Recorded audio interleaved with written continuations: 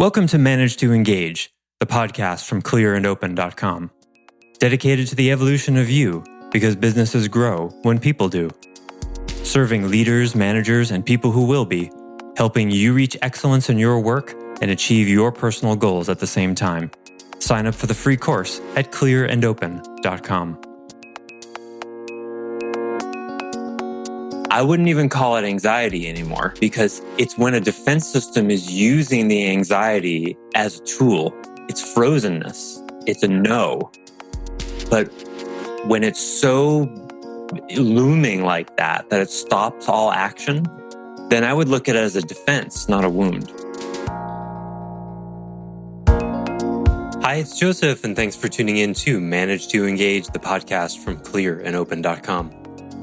Last week, we talked about how most of us tend to use excuses to not just avoid real change, but subconsciously self-sabotage our lives.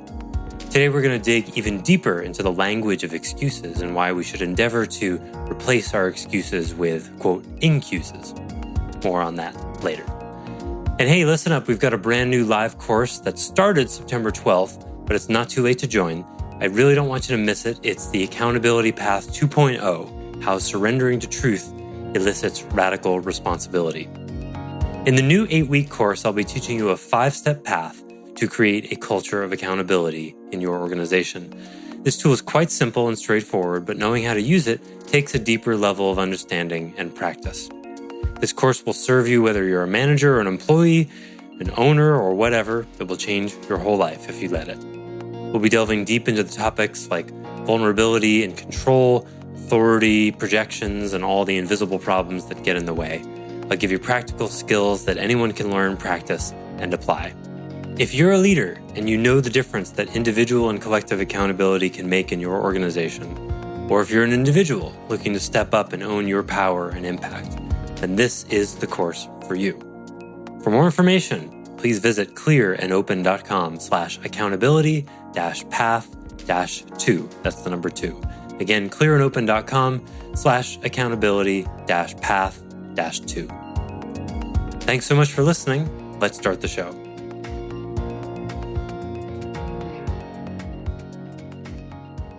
I have a CSR that does that to me. And I mean, you would think the store was burning to the ground. And now I look at my phone and I really won't answer it every time she calls because I don't feel like it's that urgent. I don't get voicemails. I don't get a text follow-up. I get nothing.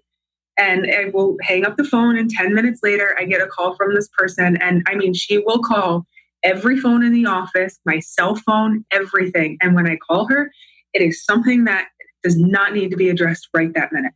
And I don't really know how to have that conversation because that is part of, well, I mean, I do. I could be very straightforward, but I hate doing that. And I know that's me, right? That is me. Look how quickly that happened, right? All I said was one word, bullshit. I can do that with you, Tanya. I know you know yourself that well. And I don't know how. That's an excuse. I don't know. No, I do know. So what's really in the way? Some of it is her longevity with the company, and I know it's really, there's no excuse, to be honest. No. Listen, all you guys have been using this one recently ever since I sent that email. There's no excuse. Hold on. There's no excuse is almost always an excuse. Yeah. So let me talk about that for a second. An excuse comes from the Latin ex causa. It's an externalization of cause. That's what an excuse is. The cause is somewhere other than me. So when there's excuses happening, the only way to get underneath the excuse is to do what I call an incuse. I'm pretty sure I made up that word. An incuse is looking for the cause internally. So what I notice is, and this is on my famous list of excuses, I think there's 60 or 70 now. When people get called on their excuses, sometimes they'll pull out a very fancy, clever excuse called "there's no excuse." Brilliant. So it's a movement from, okay, I'm not externalizing the cause anymore, but I'm not internalizing it either. I'm just saying there isn't an excuse. Nothing to see here. These aren't the droids you're looking for. Very clever. You're not done. It's not responsibility until you look inside. Same thing we were talking about with Greystone here about finding the internal cause. What actually is causing me to not have this conversation with this person? Well, I know I'm supposed to. There's no excuse. No. What is going on in you? That's an incuse. What's the internal cause causing you to not hold an employee accountable when you know that's what is called for? What's the reason? She doesn't like conflict. I'm uncomfortable with it. Okay. And what is your relationship to discomfort? Because you think that uncomfortable things are okay to avoid. I have a bad habit with that. If I avoid it, it's not happening. Bad habit is an excuse. A habit is just a choice you make unconsciously. Or I just do it. I really do. I am the type of person that I push things aside, and if I don't pay attention to it, it's not there. I'm the type of person is also an excuse. It makes it sound like there's some structural thing, like I'm 5'10", therefore I can't, dunk a basketball. That's not what it is. Why do you avoid conflict and discomfort? I don't know. Okay. I don't know. I don't know is actually on the way to the real answer. I don't like it. Okay, you don't like it, but what is your relationship to discomfort? Like I said before, your behavior says discomfort is something to be avoided at all costs. Mm-hmm. What do you think about it? I don't know how to answer the question of what my relationship is with it, but... Sure you do. What are your values around uncomfortable things? I don't know, because I avoid them. That's what your behavior says, yes. But what do you think? What are your values about it? You've never started a nuclear war before, but you probably have some opinions and values about it, right? Yeah. So what are your values around doing uncomfortable things? I don't know, because I feel like if I say anything, it's an excuse. So I don't want to... That is also an excuse. I know. I have really bad anxiety, and I don't want to feel the discomfort that it gives me when I have to handle these situations or cause anybody else any discomfort. So okay, great. So you have a belief that that discomfort is good to avoid because it causes anxiety in yourself and others. I guess. Okay, is that true? I feel it is. Does it always, does having uncomfortable conversations always produce anxiety in yourself and others? No, because at some points having that conversation does, result in positive outcome. Is it possible that it could produce anxiety in yourself and others and produce a positive outcome? Yes. So what's wrong with the anxiety? I don't like the feeling of it. Oh, okay. So is it true that everywhere in your life, when you don't like a feeling that is produced, you'll avoid the situation entirely? As much as possible. Okay. So do you exercise? Oh, not anymore. Have you ever? I did. I'm 8 months pregnant, but I did up until I found out. But yes, I did regularly, 4 days a week. Okay. Do you find exercise entirely comfortable and a good physical feeling the entire time? I didn't when I started, but I got to that point. Oh, so what you're saying that something that starts out feeling uncomfortable but produces a positive result, with some practice can become comfortable and produce a positive result. Oh, okay.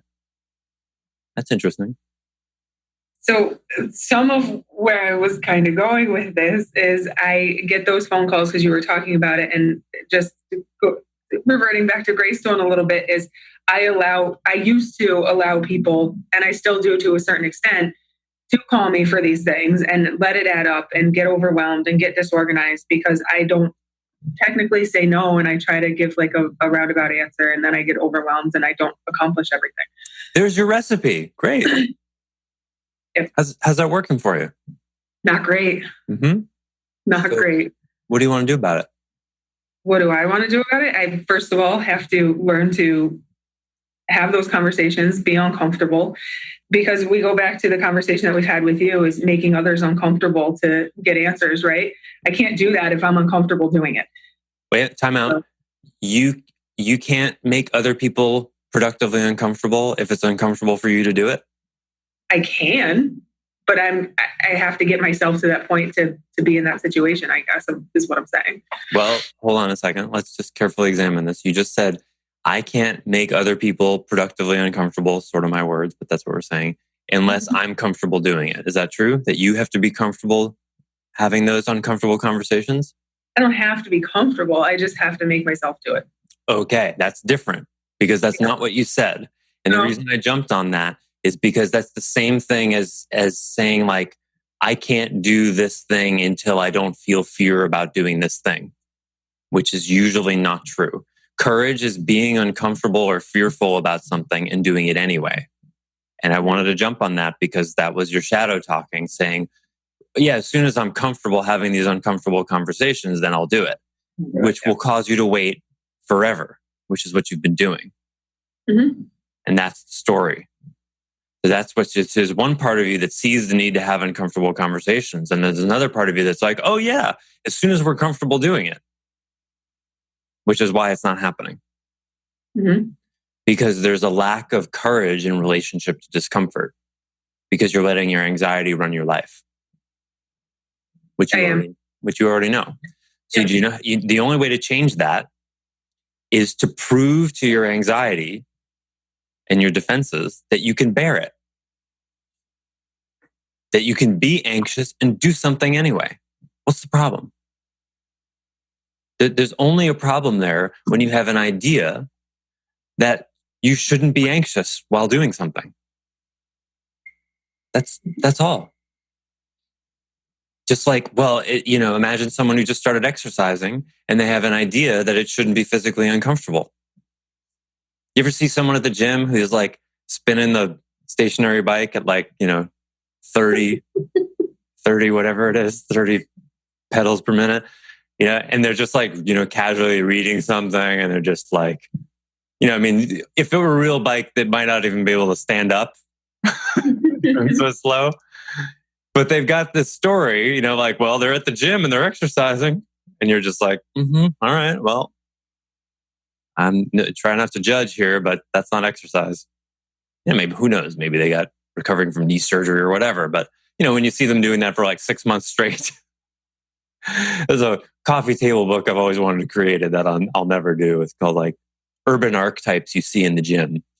There's the guy who's wearing camouflage, broadcasting to everybody that he was in Vietnam. There's the guy who only does squats or like cleans. No, I don't ever want to do squats. There's the short guy who compensates for his shortness with enormously big muscles and incredibly cut. There's a whole cast of characters. It's so fun. Yeah, the only way out is through. And so that's courage. That's what this is about for you. And then of course we would wonder where else in your life is a lack of courage holding you back. There's a list of things. Yeah. So that's what's in it here for you. This is all because the opposite of anxiety, or sort of the balm for anxiety, is courage. And so you've been in a polarity. You've been in a polarity, dichotomy, a sort of duality of either anxiety is running your life, and then the response is, well, I can't do it until the anxiety is gone. That's it. Anxiety and wishing the anxiety were gone. It's a false duality. That's the story. The story is, well, oh my God, I'm so anxious, I can't do anything. Well, I will do something when the anxiety is finally gone. And that is a strategy for never changing. But for me, the anxiety doesn't go away. Yes, and it won't go away. So right. But that's what I mean. So even though I tell myself I'll do it when I or something, it's not going to go away. That's what I mean. That's why that's how it's an excuse. Mm-hmm. That's how it's a deflection. That's how it functions that way. And I'm not saying the anxiety won't ever go away, and there's things you can do with that. But the thing is, it's like when anxiety stops action unilaterally that way, I wouldn't even call it anxiety anymore, because it's when a defense system is using the anxiety as a tool. It's frozenness. It's a no. So when you think about anxiety, we have compassion. It's like, oh, and this childhood wounding and all that. Same way with depression. But when it's so looming like that it stops all action, then I would look at it as a defense, not a wound. Mm-hmm. Because that's how it's functioning. one model for that is you could look at it's like the head of the snake and its tail. The tail is anxiety. That's the vulnerable, the underbelly is another way of looking at it. The tail is anxiety. But the head is a no, I will only do what's comfortable. And if you look at it that way, you'll have productively less compassion for it. Because life isn't comfortable. Mm-hmm. And you can maybe get a little pissed at the head of this snake because it's hurting your life. Telling you, well, I have to be comfortable. I have to be completely fear-free in order to act. Fuck that. That's not working. In some cases, it's reasonable. But at a certain point, you just have to say, you know what? This is a terrifying thing for me and I'm going to do it anyway.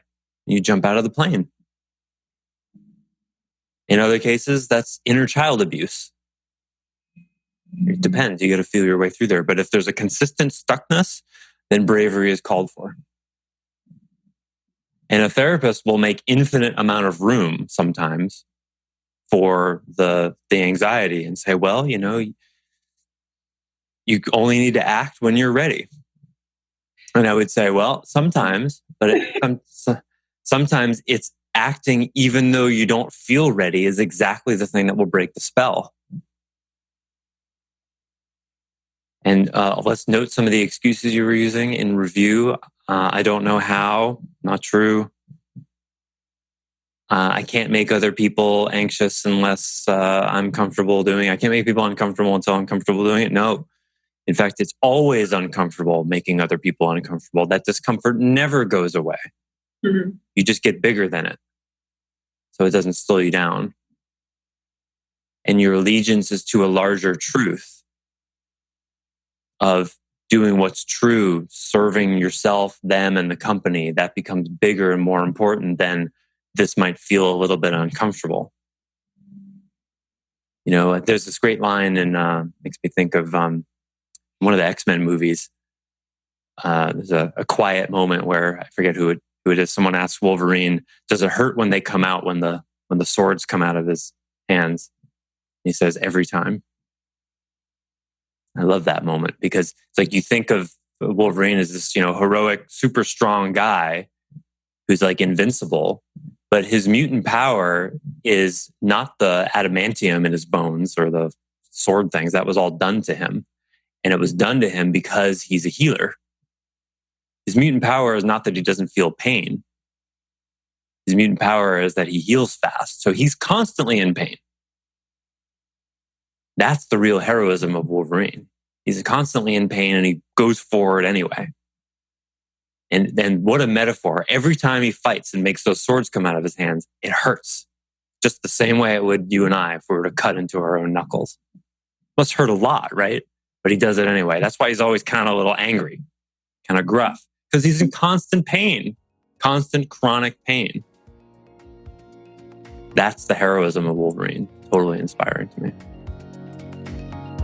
Bearing the trauma that was inflicted upon him and trying to do something good with it, even though it hurts him.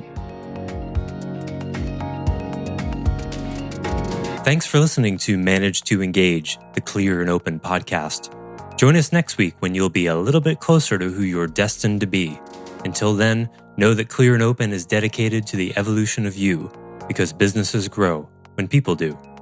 If you want to help the show grow, I'd appreciate you leaving a rating and review on iTunes. All you have to do is open the Apple Podcasts app, view the full description of the episode, and click the link to leave a rating and review. Or you can go to clearandopen.com/review and it will bring you to the right place. If you're looking for more support on your journey, head over to clearandopen.com for even more tools, articles, and free resources.